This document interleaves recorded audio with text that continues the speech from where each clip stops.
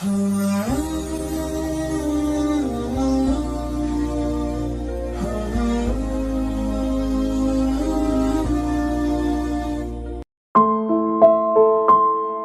seseorang selama hidup di dunia ini tidaklah menentukan kualitasnya di sisi Allah Subhanahu wa Ta'ala. Seorang yang dipandang hina oleh kebanyakan orang tidak lantas dipandang hina pula di sisi Allah. Begitupun orang yang dilihat mulia tidak lantas mulia pula di sisi Allah, karena Allah mengetahui apa yang tidak kita ketahui. Kali ini kita akan bercerita tentang ketangguhan seorang wanita mulia yang menjaga iman di dalam hatinya. Namanya adalah Masyitoh. Ia hidup di zaman Fir'aun berkuasa. Ia bekerja di dalam istana sebagai pengasuh bagi putri Fir'aun. Suatu saat Masyitoh sedang menyisiri dengan lembut rambut putri Fir'aun, tanpa sengaja sisirnya terjatuh.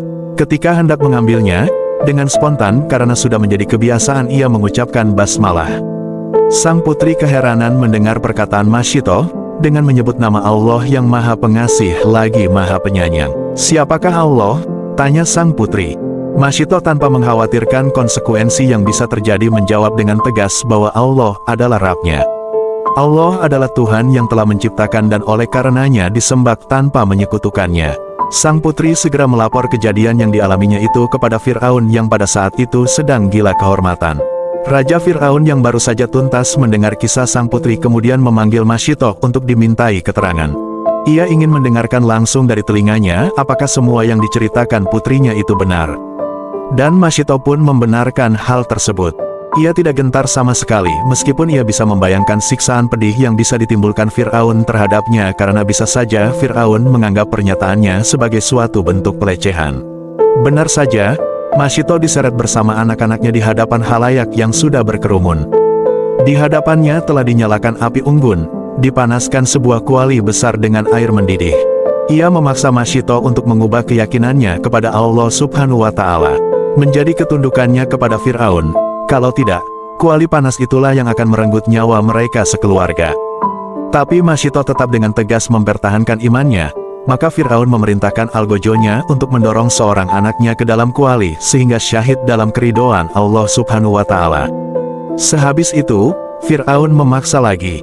Namun ia tetap bertahan sehingga seorang anak laki-lakinya dilempar ke dalam kuali mendidih itu. Dan sekarang yang tersisa hanyalah ia dan seorang anak paling kecil yang berada di gendongannya. Fir'aun masih saja menekan dengan paksa yang serupa. Dan pada saat itu Masyitoh telah mencapai puncak kesedihan karena menyaksikan dengan mata kepalanya sendiri kematian anak-anaknya.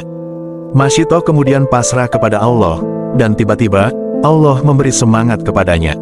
Anak yang masih sangat mungil itu tiba-tiba berbicara. Kalimat pertama yang terucap dari lisan sang anak sungguh menakjubkan. "Bersabarlah ibu, melompatlah, yang kita tuju adalah surga." Akhirnya Masyitoh dengan mantap masuk ke dalam kuali itu bersama anaknya. Syahidlah mereka bersama anak-anaknya. Mereka telah dijamin menjadi penghuni surga.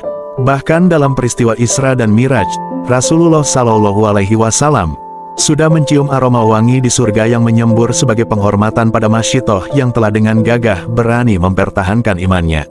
Dalam sebuah riwayat dari Ibnu Abbas radhiyallahu anhu, Rasulullah saat Mi'raj mencium aroma harum. Karena penasaran, beliau bertanya kepada malaikat Jibril, "Bau harum apakah ini wahai Jibril?"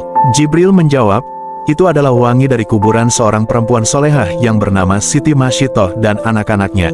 Kisah perempuan yang memegang teguh kebenaran dan iman kepada Allah Subhanahu wa Ta'ala.